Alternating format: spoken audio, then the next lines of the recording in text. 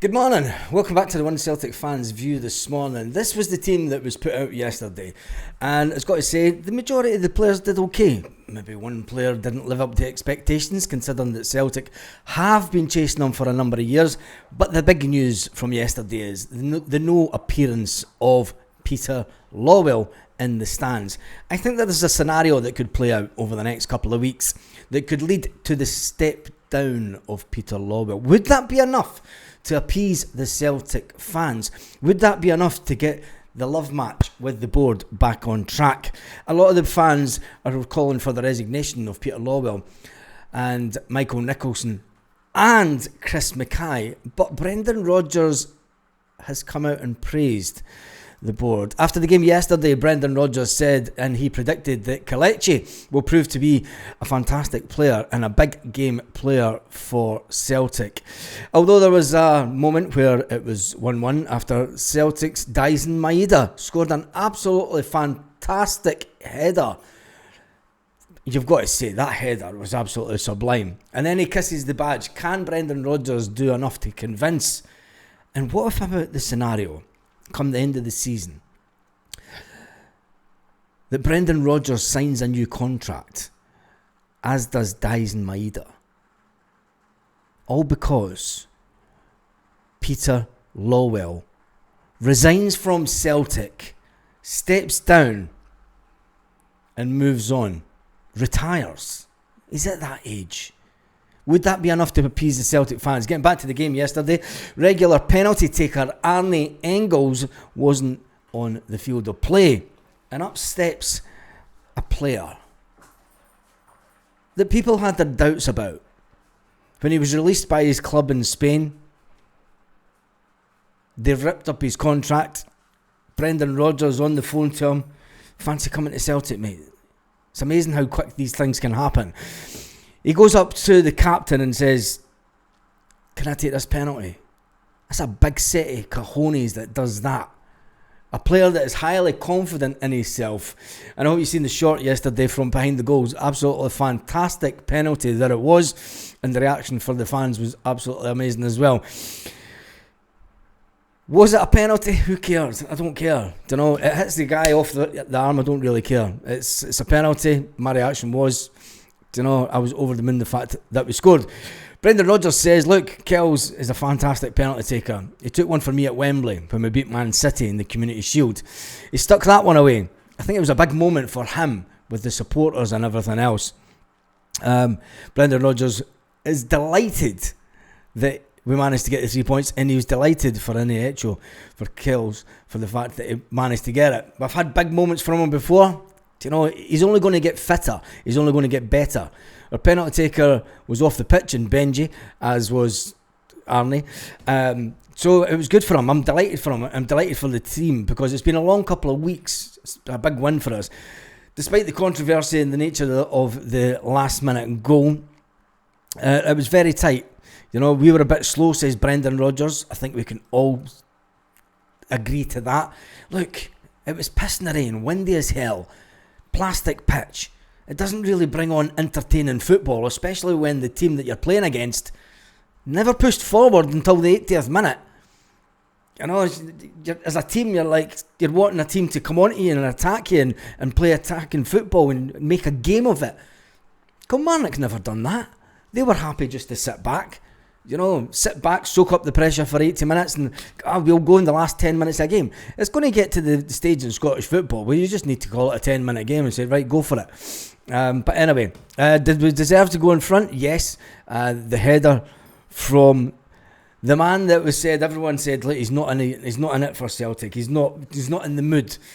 But then he goes and kisses the badge after it. Fans will say, oh, fuck it. But anyway, it gives you a little bit of momentum. This morning we're sitting top of the league, albeit by one goal.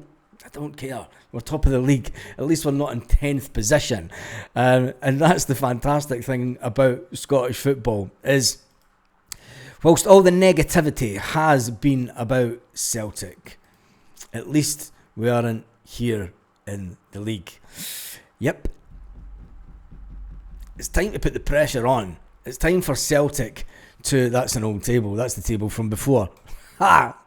Oh, no, I'm not editing this. I've not got time this morning. Sorry about that. Apologies. Where's the proper one? Where's the real one? It's not that one either. Who cares? Anyway, we move on swiftly. I've not got time to edit. Apologies. I've got to say. NHO, he took to Instagram last night, and he's embracing the Celtic manager. And, you know, we know that he brought back the keeper. He brought the keeper to Celtic, and there's still question marks about the keeper, if you ask me. I mean, he does bring out some absolutely fantastic saves, but what the keeper does do is he puts players under pressure sometimes that I don't think Sinisalo really does. Let's not take into the negativity. There's been enough negativity about the club for the last couple of weeks, and I think this morning we wake up, you know, we are top of the league, and there is a scenario playing out after Brendan Rodgers spoke about the people that he gets on with at Celtic. Asked how his meeting went on Friday. We all remember on Friday in the interview with Brendan Rodgers, he said that he was going to speak to Michael Nicholson after the pressers. He was asked about it yesterday, and he kind of come out and said, look, Michael Nicholson and Chris Mackay, Nicholson's a good guy. I have a good relationship with him and Chris. He says, because these are the guys that I deal with day to day. So yes, we know what needs to be assessed, and we know what we need to look at better. And then that's got me thinking, who really pulled the strings for the transfer? Was it the man at the top that slowed things down? Did he put pressure on Nicholson and Chris Mackay to slow things down during the transfer window? Is Michael Nicholson about to stab Peter Lawwell in the back? Brendan Rodgers was going into that meeting with Nicholson demanding answers on who released the dossier of bullshit information about Brendan Rodgers wanting to leave. Brendan Rodgers would have been as well walking out onto the touchline on the 12th minute yesterday to show his allegiance to the fans. It's going to be an interesting week or so. I think with the Celtic financials coming out this week, Brendan Rodgers says, look, I deal with these guys day to day, so yes, we know what we need to do and we need to assess. He seems to be aligning himself with two of the power brokers at Celtic. There's a game of chess going on right now, and I think Michael Nicholson and Chris Mackay are going to be put to one side, and Peter Lawwell was going to be the fall guy. Listen, Peter Lawwell is the one. Let's point fingers. It had Peter Lawwell writing all over it that Sun dossier that Brendan Rodgers was trying to work out. We all know who Brendan Rodgers was talking about when he said, look, there are people who do not want me in the job at Celtic. Peter Lawwell. Peter Lawwell couldn't do enough to get him out the door and get the £10 million compensation the last time round. Couldn't do enough to get the manager to sign a non-disclosure when he left Celtic the last time to say that he couldn't tell you exactly what happened. Will Celtic retiring, because that's what will happen, if you ask me, looking into my crystal ball, I think that the retirement of Peter Lawwell, will that be enough for the fans groups to get back on side, or will they keep going for blood for Nicholson and Mackay? It's an interesting one, and it's one that the fans group, if it does play out this way, if it does, and I've got a funny feeling Celtic will not want to change the board completely. They will not want to sack three of the top men. They will see that as a rudderless ship, and it's in danger territory. With Brendan Rodgers coming out and saying, look, these two guys are good guys. Has he been told by the majority owner, make your allegiances known, and then the fall guy will fall?